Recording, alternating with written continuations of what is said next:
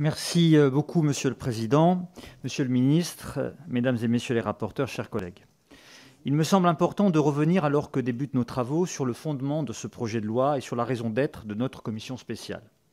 La question du séparatisme, la multiplication des discours de haine qui remettent en cause les principes républicains, l'exacerbation des tensions communautaristes, la perte de repères sur ce qui fonde l'unité de notre nation, les attaques d'un islamisme radical qui frappe notre pays, les tentations d'amalgame inconscient ou à dessein qui traversent notre société.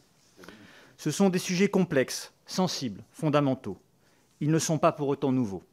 Trop longtemps, ils ont fait l'objet d'indignations successives, sans pour autant être suivis de réponses.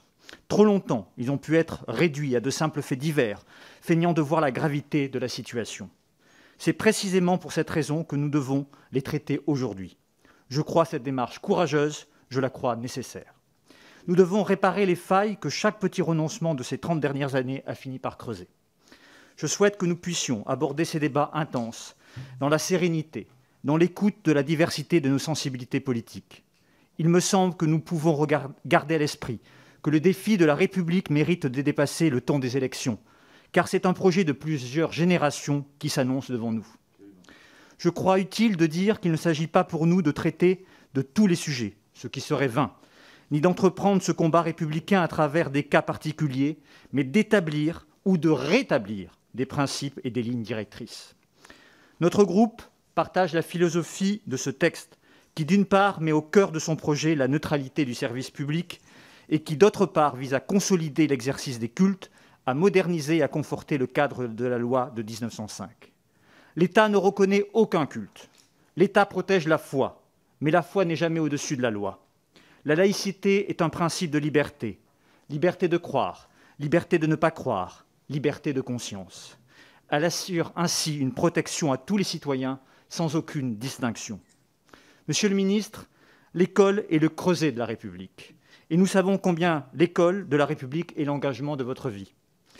L'État ne reconnaît, je le disais à l'instant, pas de religion. Mais il y a une transcendance dans la République, une transcendance laïque. Elle s'exerce à l'école. L'école qui élève, qui permet de dépasser sa condition sociale pour atteindre sa vocation de femme ou d'homme.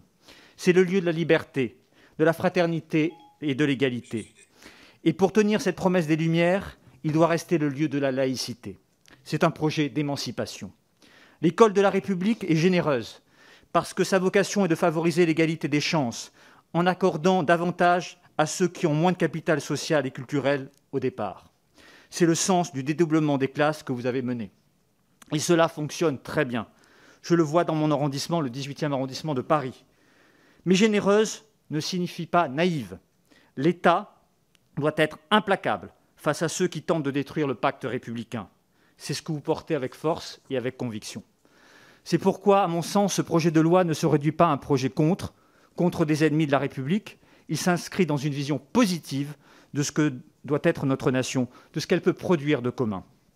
Mettre hors d'état de nuire des idéologies mortifères, séparatistes, radicales, permettre à chaque enfant la liberté d'apprendre, donc d'être instruit, de comprendre le monde dans lequel il vit en éveillant son esprit critique, en assurant donc son émancipation.